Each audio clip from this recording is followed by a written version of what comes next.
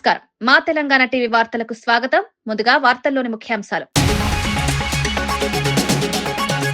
పుట్టపర్తిలో సత్యసాయి శత జయంతి వేడుకలు. ముఖ్య అతిథిగా హాజరైన రాష్ట్రపతి ద్రౌపది ముర్ము. మానవ సేవే మాధవ సేవ అని బాబా చాటారన్న ముర్ము. బాబా బోధనలు ప్రపంచ శాంతికి దోహదపడతాయన్న సీఎం చంద్రబాబు.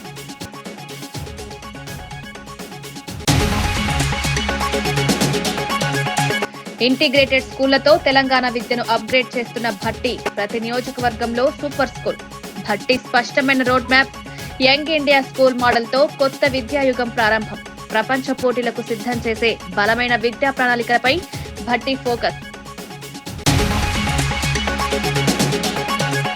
మంచు లక్ష్మి. సెలబ్రిటీల ప్రమోషన్లపై సిఐడి సమగ్ర విచారణ వేగవంతం.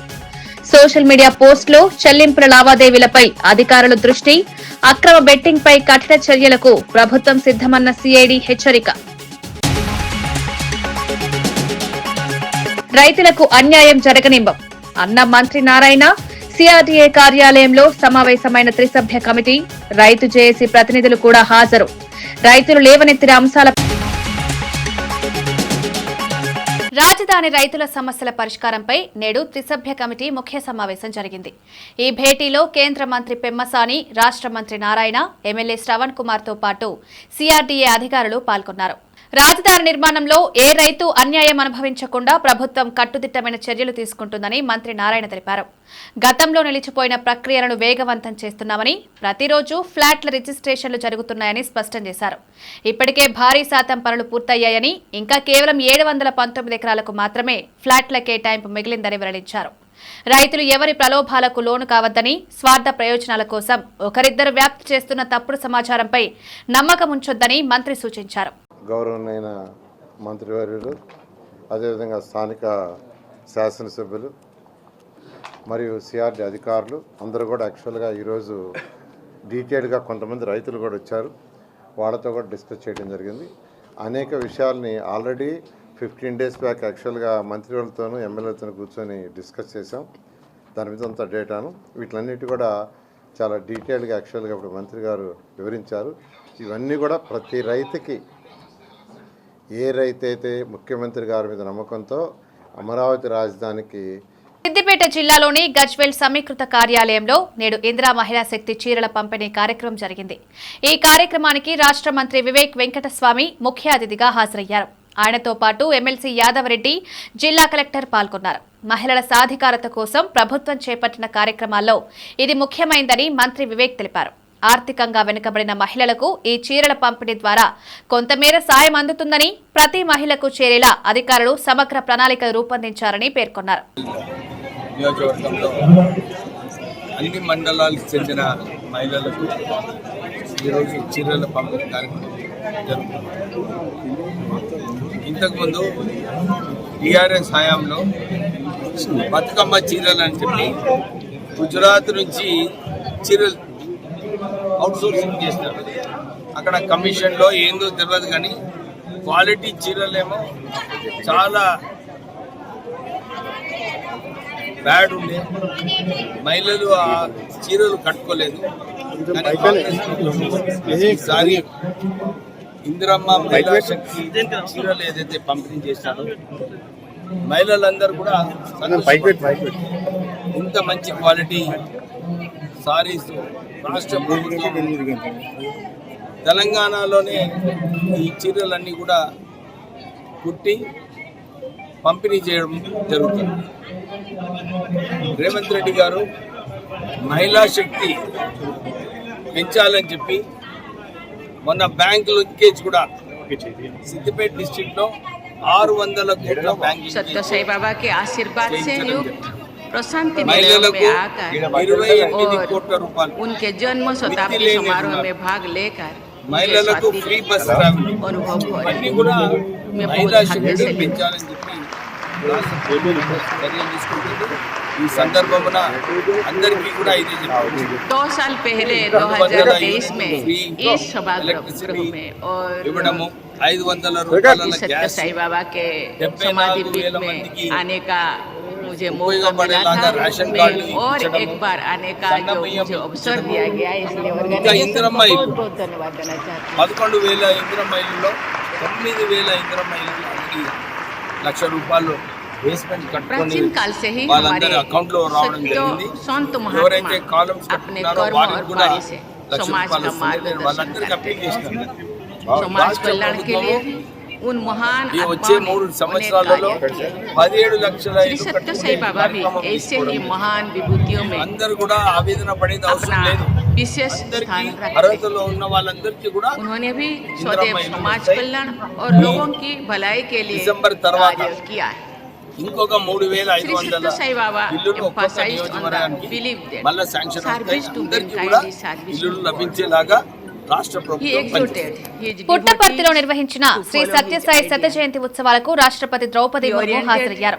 పుట్టపర్తి చేరుకున్న రాష్ట్రపతిని ఆంధ్రప్రదేశ్ ముఖ్యమంత్రి చంద్రబాబు నాయుడు, మంత్రి నారా లోకేష్ విమానాశ్రయంలో స్వాగతం పలికారు. అనంతరం రాష్ట్రపతి బృందం సాయి కుల్వంత్ హాల్ కు చేరుకుంది. అక్కడ ఆమె సత్యసాయి మహాసమాధిని దర్శించి నమస్కారాలు సమర్పించారు. ఉత్సవాల్లో పాల్గొన్న రాష్ట్రపతి భక్తులతో పాటు నిర్వాహకుల నుంచి ఏర్పాట్ల వివరాలు తెలుసుకున్నారు. సత్యసాయి సేవా కార్యక్రమాలు దేశవ్యాప్తంగా ఎలా విస్తరించాయో అధికారులు వివరించగా రాష్ట్రపతి ప్రశంసలు తెలిపారు. 2023 में इस सभागृह में और श्री सत्य साई बाबा के समाधि पीठ में आने का मुझे मौका मिला था। मैं और एक बार आने का जो मुझे अवसर दिया गया, इसलिए ऑर्गेनाइजेशन को बहुत बहुत धन्यवाद देना चाहती हूँ।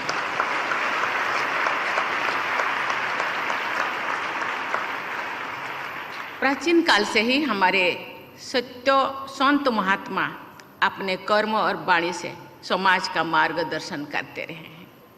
समाज कल्याण के लिए भी उन महान आत्माओं ने अनेक कार्य किए हैं। श्री सत्य साई बाबा भी ऐसे ही महान विभूतियों में अपना विशेष स्थान रखते हैं। उन्होंने भी स्वदेव समाज कल्याण और लोगों की भलाई के लिए कार्य किया है। Sri Satya Sai Baba emphasized on the belief that service to mankind is service to God.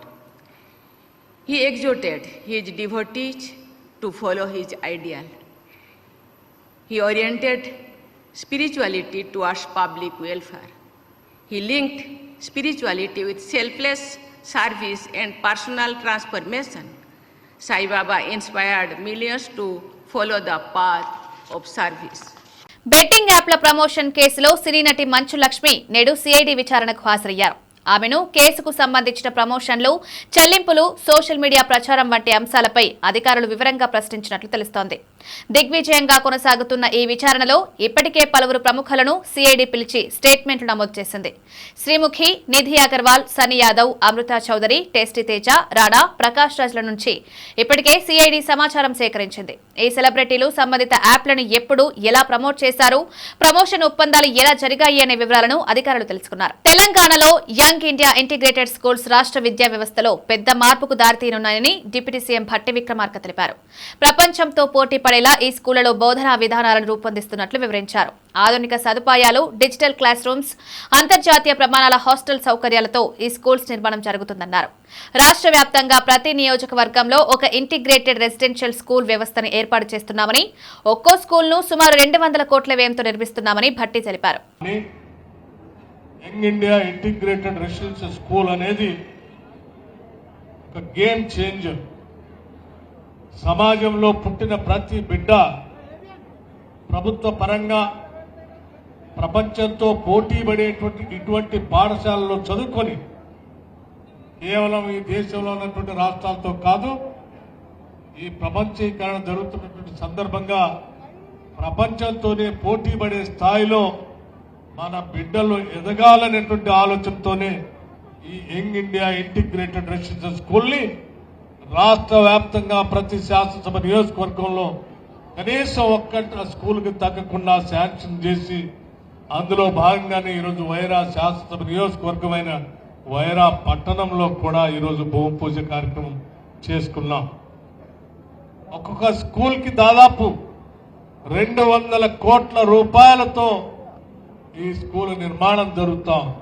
భగవాన్ శ్రీ సత్యసాయి శత జయంతి వేడుకల్లో ముఖ్యమంత్రి చంద్రబాబు నాయుడు కీలక నిర్ణయాలు ప్రకటించారు. Sathya Sai tribal women health care programme పేరుతో ప్రత్యేక ఆరోగ్య సేవలను ప్రభుత్వం ప్రారంభిస్తున్నట్టు తెలిపారు. ఈ కార్యక్రమం ద్వారా రాష్ట్రంలోని గిరిజన మహిళలకు సూపర్ స్పెషాలిటీ వైద్య సేవలు అందించనున్నట్లు వెల్లడించారు. Creed, religion or nationality. Now, very good organization, 140 countries, and also branches more than 2,000. Number-wise, only registered 7,50,000 volunteers. No organization is having this type of strength.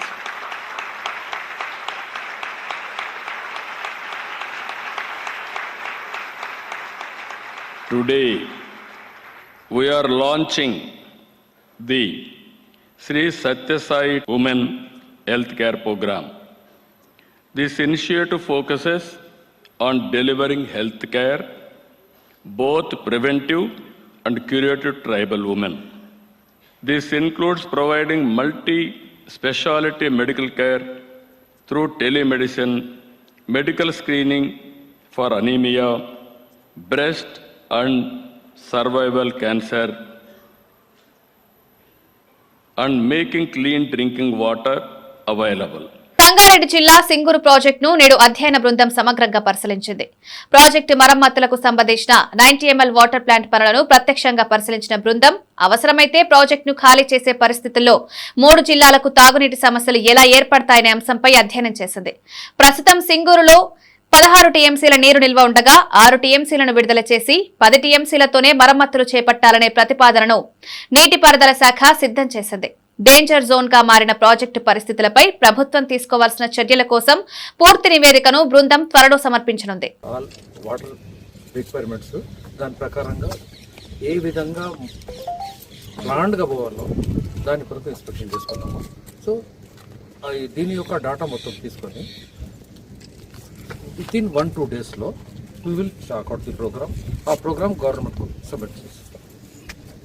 అంటే కాల్ చేయడం అయితే కంపల్సరీగా సార్ ఇన్స్టాల్మెంట్గా స్టెప్ వైజ్ పోయి ఇక్కడ ఏమిటి ఏముందని ఒకటేసారి ఎందుకు ఫస్ట్గా ఒకటేసారి ఖాళీ చేసుకోలేము.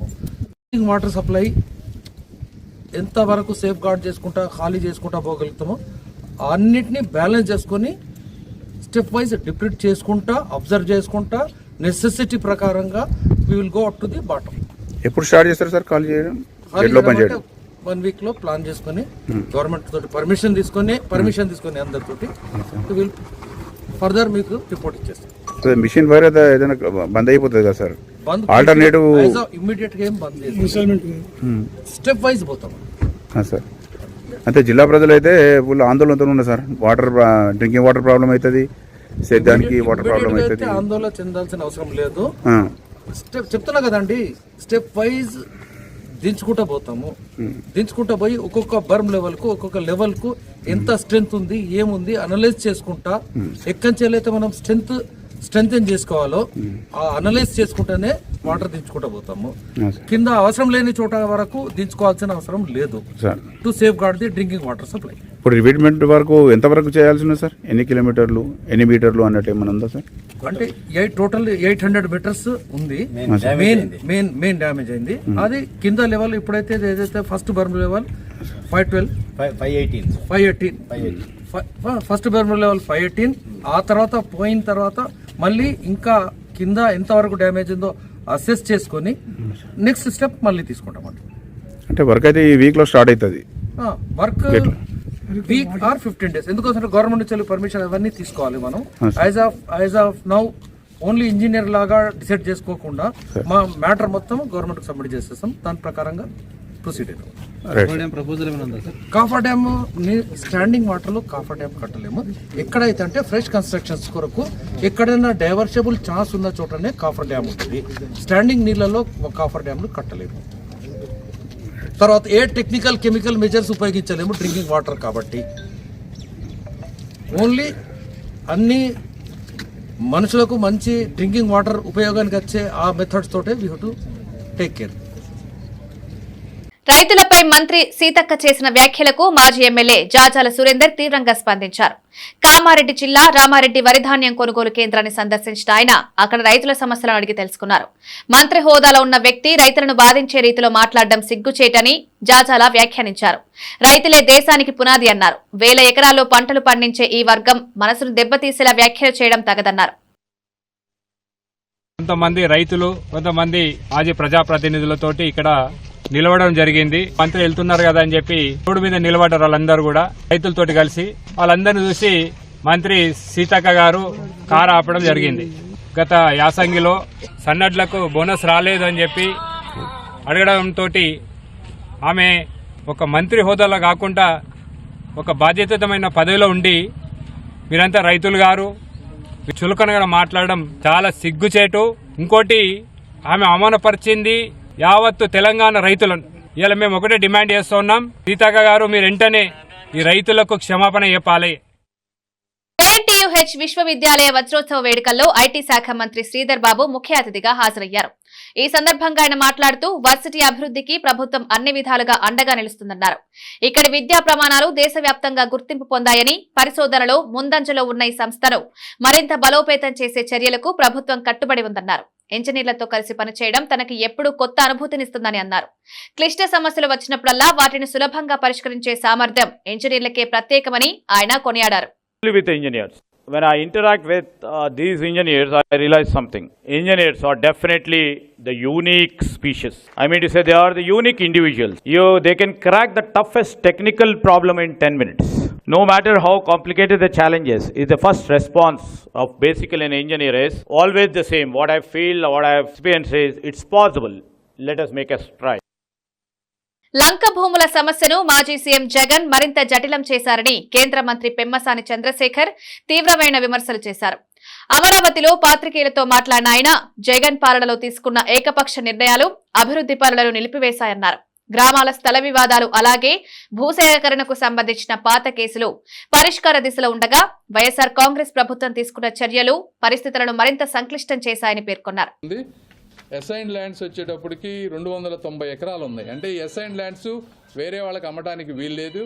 అయినా చాలామంది వీళ్ళు రైతులు అమ్మేశారు, పేదవాళ్ళు కాబట్టి వాళ్ళు అమ్మేశారు. అయినా ముఖ్యమంత్రి గారు పేదవాళ్ళు అమ్మినా సరే అసైన్డ్ చట్టం ప్రకారం అమ్మినా కూడా వాళ్ళకి అలాట్ చేద్దామని 14-19లో మనం డిసైడ్ చేస్తే గత 5 సంవత్సరాల్లో జగన్మోహన్ రెడ్డి గారు వచ్చి ఇలా అమ్మటానికి వీల్లేదు అని చెప్పి దాన్ని అడ్డం పెట్టడం వల్ల అది ఈరోజు ఆగిపోయింది. ఈ ఆగిపోయిన తర్వాత దీనికి ఇక్కడ ఉన్నటువంటి అసైన్డ్ చట్టాన్ని మిగిలిన రాష్ట్రంలో ఉన్న చట్టంతో సపరేట్ చేశారు అప్పుడు మేము ఉన్నప్పుడు. అయితే ఇది మొత్తం మళ్ళీ కలపటం వల్ల దీన్ని పరిష్కరించాలని చెప్పి గ్రూప్ ఆఫ్ మినిస్టర్స్ని చంద్రబాబు గారు ఒక కమిటీ వేశారు. ఈ అసైన్డ్ ల్యాండ్స్ అన్నింటినీ స్టేట్ మొత్తంగా మనం డిసైడ్ చేయాల్సిన అవసరం ఉంది. కొంతమంది లోకల్ వాళ్ళు దీన్ని కూడా అబ్యూజ్ చేసేటువంటి పరిస్థితి ఉంది. కొన్ని పట్టాలు వాళ్ళకి కాకపోయినా కూడా మాయే అని చెప్పే విధంగా చేశారు. అందులో కూడా నిజ నిర్ధారణ చేసి గ్రూప్ ఆఫ్ మినిస్టర్స్ కొంచెం వచ్చిన తర్వాత తీసుకొని దీన్ని కూడా తప్పనిసరిగా 90 days తీసుకుంటున్నాం. దీనికి 90 daysలో ఈ గ్రూప్ ఆఫ్ మినిస్టర్స్ కూడా అవుతుంది అనుకుంటున్నాం. అయిపోతే దాన్ని ఒక డెసిషన్ తీసుకుంటాం. అందులో ఒక 20 ఎకరాలు ఫ్యామిలీ డిస్ప్యూట్స్ ఉన్నాయి. ఫ్యామిలీ డిస్ప్యూట్స్ని ఈ మన ఎమ్మెల్యే గారు అదేవిధంగా అడిషనల్ కమిషనర్ గారు కూర్చొని ఆ ఫ్యామిలీ డిస్ప్యూట్స్ని కూడా చేస్తే అందులో 20 acres క్లియర్ అవుతాయి. ఇవి కాకుండా ఇంకొక 45 acres సిఆర్డిఏ లిమిట్స్లో ఉంది, అది కూడా వర్క్ చేస్తారు. ఇవి జనరల్గా లార్జ్ స్కేల్లో ఉన్నటువంటి 4-5 ఇష్యూస్ని మేము డిస్కస్ చేసాం ఈరోజు. ఇవి కాకుండా ఇప్పుడున్నటువంటి గ్రామాలు, ఎందుకంటే 90% పైన అందరికీ మనం ప్లాట్స్ ఇచ్చేసాం, చక్కగా జరిగిపోతుంది. వాళ్ళకు వచ్చేటప్పటికి గ్రామాల్లో ఏ విధంగా డెవలప్ చేయాలనే దాని మీద కాంట్రాక్టర్లందరినీ 25 విలేజెస్ని NCC 4, RVR 3, Mega 13, BSR 5, LNT 3 ఈ విధంగా 25 విలేజెస్ని ఈ 5 కాంట్రాక్టర్లు డిస్ట్రిబ్యూట్ చేసుకొని 20 daysలో డిపిఆర్ ఈ 25 విలేజెస్కి చేసి ఎమ్మెల్యే గారితో కూర్చొని గ్రామాల్లో డిస్కస్ చేసి December 15th to 30th మధ్య మాకు ఫైనల్ డిపిఆర్లు సబ్మిట్ చేస్తారు ఈ 25 విలేజెస్కి. December 30th అది అప్రూవ్ అయితే January 1st నుంచి వర్క్ చేసి 6 monthsలో అన్ని గ్రామాల్లో ఈ బేసిక్ ఫెసిలిటీస్ అన్నీ కూడా నెక్స్ట్ June 2026కి 25 గ్రామాల్లో ఇన్ఫ్రాస్ట్రక్చర్ బిల్డ్ చేస్తాం. ఎన్టీఆర్ భవన్ లో నిర్వహించిన మీడియా సమావేశంలో మాజీ MLA AP Madiga corporation chairman Undavalli Sridevi వైసీపీపై తీవ్ర స్థాయిలో విమర్శలు చేశారు. డ్రగ్స్ కేసులో కీలక నిందితుడిని కాపాడేందుకు వైసీపీ నేతలు ప్రయత్నిస్తున్నారని ఆరోపించారు.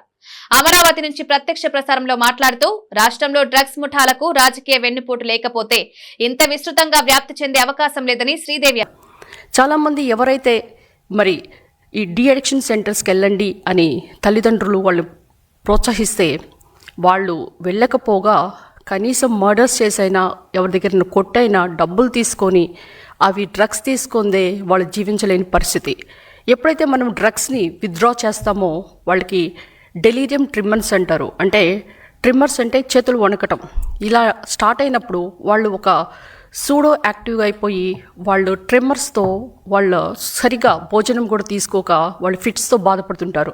అంటే స్లోగా ఈ డ్రగ్స్ని వాళ్ళకి అలవాటు చేసి కాలేజెస్ అయితేనేంటి, ఇంజనీరింగ్ కాలేజ్ ఎస్పెషలీ హాస్టల్స్ ఇవన్నీ టార్గెట్ చేస్తూ మరి ముఖ్యంగా ఈ యొక్క వైసీపీ విశాఖ జిల్లాకు సంబంధించిన student union president Pulagam Kondareddy అనే వ్యక్తి మరి ఆయన ఎంఎస్సి చదువుతూ లేదా ఎంబీఏ చదువుతూ మరి ఆయన ఒక పోస్ట్ గ్రాడ్యుయేషన్ చదువుతూ డ్రగ్స్కి బానిసై ఆయన ఏ విధంగా ఈ రాజకీయవేత్తలకి డ్రగ్స్ సరఫరా చేశారో, మరి ఆయన జగన్కి అమర్నాథ్ రెడ్డికి ఏ విధంగా క్లోజో, మరి ఆయన హయాంలోనే 5 సంవత్సరాలు మరి ఇంజనీరింగ్ కాలేజెస్ అయితే ఏంటి, హాస్టల్స్ మరి యువతకి ఏ విధంగా డ్రగ్స్ సరఫరా చేశారనేది మనం గమనించాలి. మరి యూనియన్ ప్రెసిడెంట్ అంటే యువతకి ఒక ప్రెసిడెంట్గా ఉండి దిశానిర్దేశం చేసి యువత భవిష్యత్తుకి బాటలు వేసి వారు చదువుకొని ఏ విధంగా అబ్రాడ్లో ఉద్యోగాలు సంపాదించాలి. ఎందుకంటే మనం విశాఖ అనేది ఒక ఐటీ హబ్గా, ఒక టెక్ పార్క్గా, గూగుల్ డ్రైవ్తో మనం 1,33,000 ఉద్యోగాలు నారా లోకేష్ గారు ఎంతో కష్టపడి విశాఖ తీసుకొని వస్తే విశాఖని ఒక ఐటీ హబ్గా చేయాలని కలలు కన్నా లోకేష్ గారి కలలను సర్వనాశనం చేస్తూ విశాఖని ఒక డ్రగ్స్ రాజధానిగా చేయడానికి వాళ్ళు కంకణం కట్టుకున్నారు. మీరు ఎప్పుడైనా ఒక టెర్రరిస్ట్ని గమనిస్తే వాళ్ళు వాళ్ళ ఖర్చుల కొరకు ఏం చేస్తారు, మారణాయుధాలు అమ్ముతారు, లేదంటే డ్రగ్స్ సరఫరా చేస్తారు, లేకపోతే కల్తీ డ్రగ్స్ ఇలాంటివి ఫేక్ డ్రగ్స్ బై ఛాన్స్ దొరకవచ్చు కొన్ని సందర్భాల్లో. ఇలా చేసి వాళ్ళ ఖర్చులకి సంపాదించుకుంటారు. కానీ వైసీపీ ప్రభుత్వం వాళ్ళ అధికారం కొరకు, వాళ్ళ యొక్క అక్రమాల కొరకు, వాళ్ళ ఖర్చుల కొరకు ఇలాంటి దందాలు తెరదీసిన పార్టీ ఏదైనా ఉందంటే అది కుట్రలు కుతంత్రాలు ఉన్న ఒకే ఒక పార్టీ వైసీపీ పార్టీ అని చెప్పడానికి ఎలాంటి సందేహం లేదు. ఎందుకంటే మనం ఇప్పుడు చెప్పింది కాదు, జగన్ పాలనలోనే 4,000 మంది యువత మరి ఆత్మహత్యలు చేసుకున్నారు. మరి జగన్ గారి పాలనలోనే వందే మాతర గేయం 150 సంవత్సరాలు పూర్తి చేసుకున్న సందర్భంగా కర్నూలులో ప్రత్యేక ర్యాలీ నిర్వహించారు. మాజీ సైనికుల ఆధ్వర్యంలో జరిగిన ఈ ర్యాలీకి స్థానిక ప్రజలు, విద్యార్థులు భారీ సంఖ్యలో హాజరయ్యారు. భారత స్వాతంత్ర సంగ్రామంలో వందే మాతర గేయం కలిగించిన దేశభక్తి భావం, పోరాట స్ఫూర్తిని గుర్తు చేసుకుంటూ పాల్గొన్న ప్రతి ఒక్కరూ గేయాన్ని ఆలపించారు. ర్యాలీ ప్రారంభమైన వెంటనే మాజీ సైనికులు దేశ సేవలో తమ అనుభవాలను పంచుకుంటూ యువతలో దేశభక్తి పెంపొందించాలని ఆకాంక్షించారు. అలాగనే బ్యాంకు ఉద్యోగులు, అలానే వసుధైవ కుటుంబం అనే గ్రూప్ ఉంది, వాళ్ళు అలాగే కెనరా బ్యాంకు ఉద్యోగులు, కర్నూలు మాజీ సైనికుల సంఘము, అలాగే all India ex servicemen bank employees federation ఈ సంస్థ నుంచి కూడా చాలామంది ఇక్కడ పాల్గొన్నారు. కర్నూలు జిల్లా సైనిక్ బోర్డు దగ్గర నుంచి స్వచ్ఛందంగా ఇక్కడ కలెక్టర్ ఆఫీస్ వరకు ర్యాలీలో, మోటార్ బైక్ ర్యాలీలో పాల్గొన్నారు. వాళ్ళందరికీ కూడా ధన్యవాదాలు చెప్తున్నాము. అలాగే వందే మాతరం గీతానికి 150 సందర్భంగా ఈ ర్యాలీ జరిగింది. వార్తలు ముగించే ముందు ముఖ్యాంశాలు మరోసారి. పుట్టపర్తిలో సత్యసాయి శత జయంతి వేడుకలు, ముఖ్య అతిథిగా హాజరైన రాష్ట్రపతి ద్రౌపది ముర్ము. మానవ సేవే మాధవ సేవ అని బాబా చాటారన్న ముర్ము. బాబా బోధనలు ప్రపంచ శాంతికి దోహదపడతాయన్న సీఎం చంద్రబాబు.